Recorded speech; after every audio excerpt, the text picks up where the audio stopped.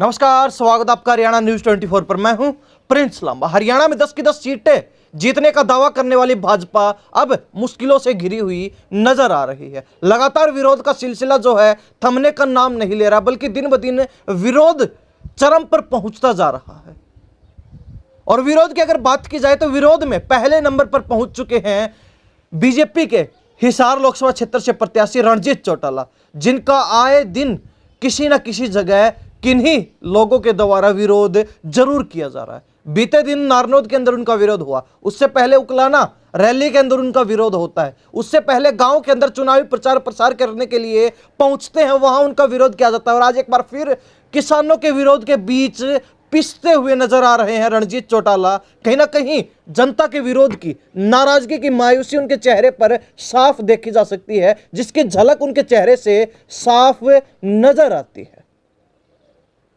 हिसार लोकसभा क्षेत्र के अंतर्गत आने वाली सीट बरवाला पर आज बीजेपी का शक्ति प्रदर्शन था, यानी कि रैली थी, जनसभा थी, जहां मुख्य वक्ता के रूप में मनोहर लाल खट्टर जरूर पहुंचे, लेकिन साथ ही विरोध करने वाले लोग भी अपने नाराजगी जाहिर करने के लिए सरकार से, सरकार के नुमाइंदों से, प्रतिनिधियों से, और कहीं ना कहीं जो लोग जनता से वोट की अपील कर रहे हैं उनसे सवाल जवाब करने के लिए पहुंचे, लेकिन उनको पहले ही पुलिस के द्वारा दबोच लिया जाता है। ये तस्वीरें कहीं ना कहीं आप भी देखकर हैरान रह जाएंगे कि विरोध करने वाले लोगों को किस कदर जो है डिटेन किया जा रहा है। पहले उनका मुंह दबोचा जाता है, उसके बाद उनकी गर्दन दबोच ली जाती है, और फिर उनको भरी रैली के बीच से घसीटते हुए बाहर लाया जाता है और बसों में बंद कर दिया जाता है। ये तस्वीरें देख लीजिए, उसके बाद विस्तार से चर्चा करते हैं।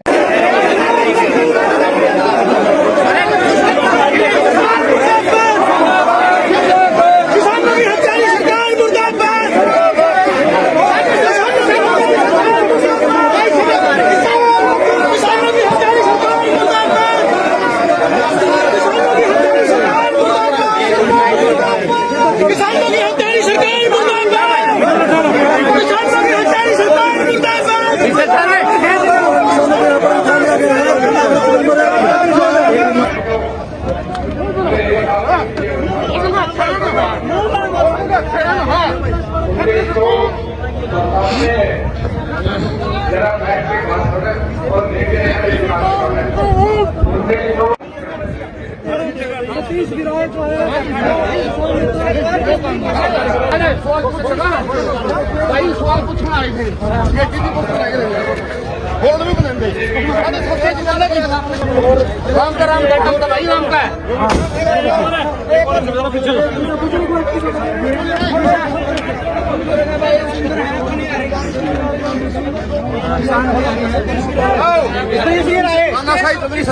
सवाल था कट्टर था रणजीत चौटाला था मांग की कर्जा मुक्ति थी किसान मजदूर की, वो हमारे देगी को नहीं।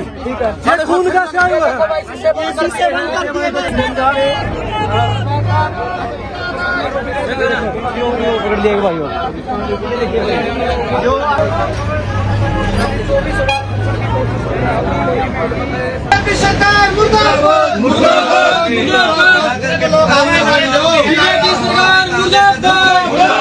मुर्दाबाद। बीजेपी तेरी कब्र खुदेगी, आज नहीं तो कल खुदेगी। बीजेपी तेरी कब्र खुदेगी, आज नहीं तो कल खुदेगी। किसानों की तेरी सरकार मुर्दाबाद मुर्दाबाद मुर्दाबाद। किसानों की तेरी सरकार मुर्दाबाद मुर्दाबाद मुर्दाबाद। किसानों की तेरी सरकार मुर्दाबाद मुर्दाबाद मुर्दाबाद। मोदी तेरी कब्र खुदेगी, आज नहीं तो कल खुदेगी। मोदी तेरी कब्र खुदेगी, आज नहीं तो कल खुदेगी। सही देख लो, मोदी सरकार की तानाशाही नहीं चलेगी। तो देखिए आपने तस्वीरें, किस कदर जो है पुलिस विभाग के मुलाजिम, पुलिस कर्मचारी विरोध करने वाले लोगों को, जो रैली के अंदर भाजपा के नेताओं से, प्रत्याशियों से सवाल करने पहुंचे थे, और विशेष तौर पर किसान। हालांकि बीजेपी इनको किसी विपक्षी दल की चाल बताकर नजरअंदाज करने का काम कर रही, लेकिन कहीं ना कहीं विरोध इस कदर बढ़ता जा रहा है कि इस बात को अब हल्के में लेना भाजपा के लिए एक बड़ी मुसीबत बन सकता है। इसलिए भाजपा भी अब गहराई से, गहन चिंतन के साथ इस मुद्दे को लेकर काम कर रही है। हालांकि बीजेपी के अब तक के सारे प्रयास किसानों को मनाने में, जनता की नाराजगी दूर करने में विफल होते हुए नजर आ रहे हैं, फेल साबित नजर आ रहे हैं। लेकिन कहीं ना कहीं विरोध जो है वो दिन ब दिन बढ़ता जा रहा है, जिसकी तस्वीरें आए दिन हम आपको दिखाने का प्रयास कर रहे हैं। इससे पहले भी कई जगह रणजीत चौटाला का खुलकर जमकर विरोध किया गया, काले झंडे तक दिखाए जाते हैं, मुर्दाबाद के नारे लगाए जाते हैं, गांव में उनको घुसने नहीं दिया जाता है। अगर गांव में जनसभा करते हैं तो वहां से उनको बीच जनसभा वापस लौटना पड़ता है। ये हालात रणजीत चौटाला के सामने फिलहाल हिसार लोकसभा क्षेत्र में बने हुए हैं। शक्ति प्रदर्शनों की अगर बात की जाए तो वहां भी रौनक नजर नहीं आ रही, वहां भी मात्र काली कुर्सियां ही देखने को मिलती हैं। जनता की अगर बात की जाए तो जनता विरोध करने के लिए जरूर पहुंचती है, लेकिन उनको सुनने के लिए शायद ही गिने चुने चुनिंदा लोग पहुंच रहे हैं। यानी कि उनकी जनसभाएं, उनके शक्ति प्रदर्शन एक फ्लॉप सा बनकर रह गए। लेकिन आज एक बार फिर रणजीत चौटाला ने चुनावी प्रचार प्रसार को गति देने के लिए हिसार लोकसभा क्षेत्र के अंतर्गत बरवाला सीट पर रैली की, जनसभा की। मुख्यमंत्री मनोहर लाल खट्टर पूर्व में रहे, वो भी वहां पहुंचे लोगों को संबोधित करने के लिए, वोट की अपील करने के लिए। लेकिन बीच में ही फिर एक बार विरोध शुरू हो जाता है। लेकिन पुलिस प्रशासन की ऐसी मौजूदगी, पुलिस प्रशासन की ऐसी जागरूकता जो विरोध करने वाले लोगों को विरोध करने से पहले ही डिटेन कर लेती, यानी कि उनको काले झंडे लगाने से पहले ही रोक लिया जाता है, पकड़ लिया जाता है, दबोच लिया जाता है। और साथ ही ज्यों ही वो मुर्दाबाद के नारों लगाने की शुरुआत करते हैं त्यों ही उनका मुंह भी दबा दिया जाता है, यानी कि आवाज बाहर ना निकले और उनको घसीटते हुए बाहर लाया जाता है। उसके बाद तस्वीरें आपने देखी कि किस प्रकार जो उनको बसों में बंद किया जाता है, और साथ ही जब वो कुछ कहने का प्रयास कर रहे थे, यानी कि अपनी बातें बताने का प्रयास कर रहे थे, तो बस के शीशे भी बंद कर दिए जाते हैं। ये तस्वीरें हैं बरवाला की, ये तस्वीरें हैं हिसार लोकसभा क्षेत्र की। ये गुस्सा है रणजीत चौटाला के खिलाफ, ये गुस्सा है जनता का, ये नाराजगी है लोगों की बीजेपी के खिलाफ। हालांकि इस पूरे मामले पर मनोहर लाल खट्टर ने भी फवतिया जरूर कसी। उन्होंने क्या कुछ कहा, एक बार ये सुन लीजिए। कोई बात नहीं, कुछ लोग जो है ना पीछे से बहकावे में आते हैं और इन सभाओं में हमको पता ही होता है कौन कहां से आएगा, और एक आध कोई है तो अपने आप संभाल लेगी, पुलिस वाले संभाल लेंगे। हम कुछ ना कहियो, हम कुछ ना कहियो, नहीं तो रोड़ा और मच जाएगा। बता देंगे पहचान करके, हमें बता देंगे कौन है, बैठ जाओ। और कोई एक आध और भी बैठा हो ना तो भाई मैं गाड़ी में जब जाऊंगा मेरे तो राजी हो, मैं बता दूंगा, समझा दूंगा उसने, ठीक है। हो जाए करे एक आध।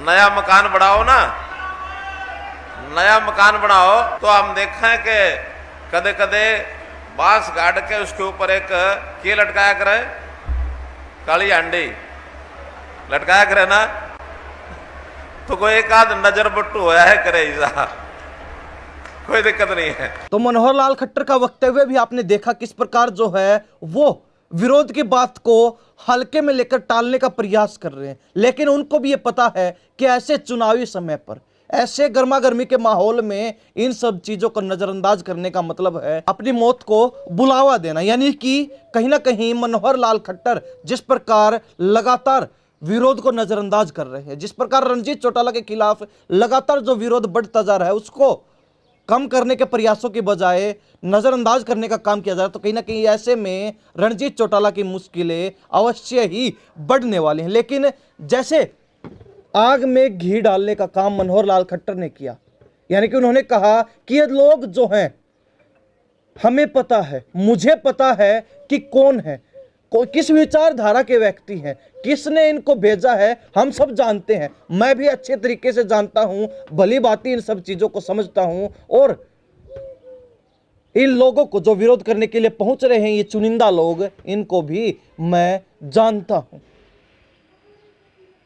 यानी कि उन्होंने ये जो विरोध हुआ उसको एक तरीके से विपक्ष पर ढालने का प्रयास किया कि विपक्ष जो लगातार बीजेपी को कमजोर करने के लिए, बीजेपी के खिलाफ एक नाराजगी का माहौल क्रिएट करने के लिए सब चाले जो है चल रहा है। हालांकि जिन लोगों को गिरफ्तार किया गया, पुलिस प्रशासन के द्वारा डिटेन किया गया, उन्होंने साफ कहा कि वो किसान हैं और यहाँ पर एमएसपी जैसे अहम सवालों का जवाब जानने के लिए पहुंचे थे, लेकिन ना उनको बात करने दी जाती है, ना उनको विरोध करने दिया जाता है, ना उनको कुछ कहने दिया जाता है, उससे पहले उनको गिरफ्तार कर लिया जाता है। हालांकि अब कहीं ना कहीं ये नाराजगी भी बढ़ती हुई नजर आ रही है, क्योंकि चुनावी समय है। चुनावी समय पर बीजेपी केंद्र में सत्ता में नहीं है, हरियाणा प्रदेश में भले ही बीजेपी की सरकार जरूर है, लेकिन आचार संहिता के चलते बीजेपी यहां पर भी खुलकर जो है अपनी पावर का इस्तेमाल नहीं कर सकती।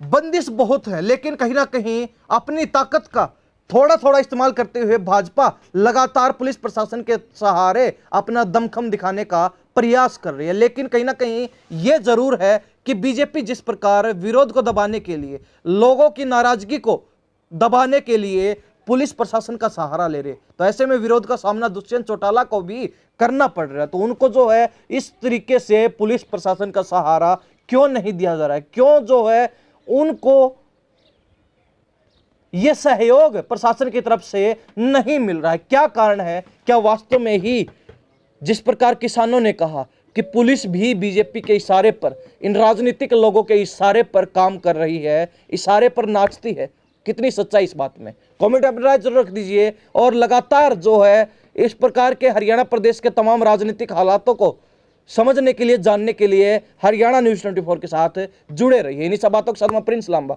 नमस्कार, जय हिंद।